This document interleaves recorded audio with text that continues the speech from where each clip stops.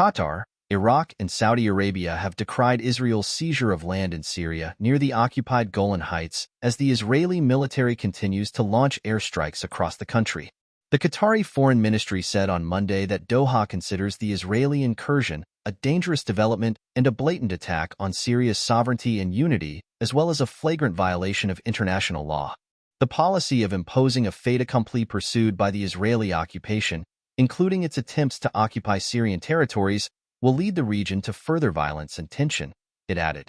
Israel started attacking Syria after the armed opposition in the country toppled the government of former President Bashar al-Assad early on Sunday.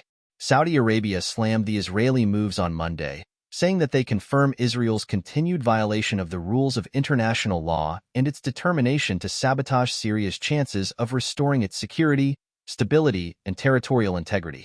The kingdom's foreign ministry also called on the international community to denounce the Israeli campaign, stressing that the Golan Heights is an occupied Arab territory.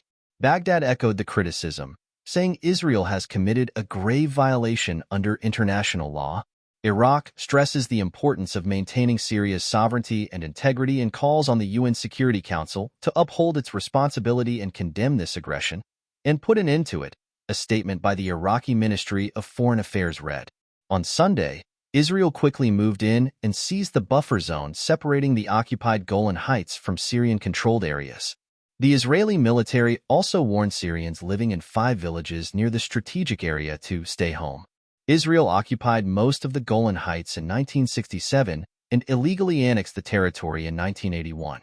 Israeli Prime Minister Benjamin Netanyahu said he ordered Israeli forces to grab the buffer zone, established in a 1974 ceasefire with Syria, shortly after al-Assad was overthrown.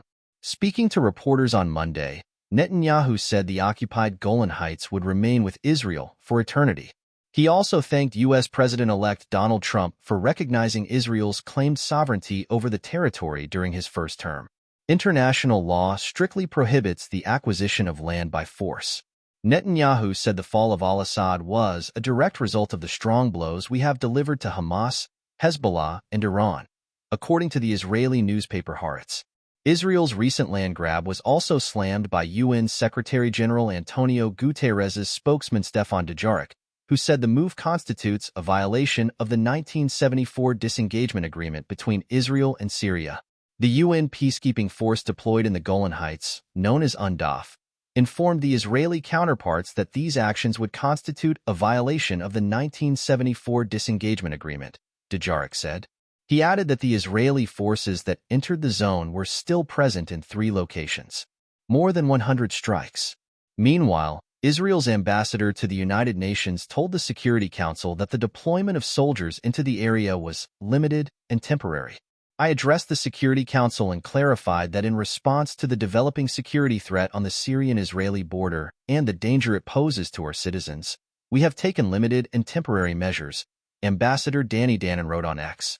Beyond the land incursion, Israeli forces have been bombing targets across Syria since al-Assad's ouster on Sunday. The Reuters news agency quoted Syrian security forces as saying Israel bombed 3 airbases in Syria, sites near Damascus, Homs, and Qamishli, on Monday. Israel also launched attacks on military assets in the coastal city of Latakia, Reuters reported. The Israeli military usually does not claim responsibility for attacks in Syria. Israel conducted 3 airstrikes in Damascus a day earlier against a security complex and a government research center, 2 security sources said.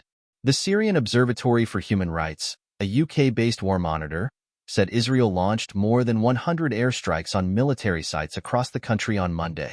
Rami Abdulrahman, the head of the monitor, said the intensifying Israeli strikes aim to destroy the former regime's military capabilities.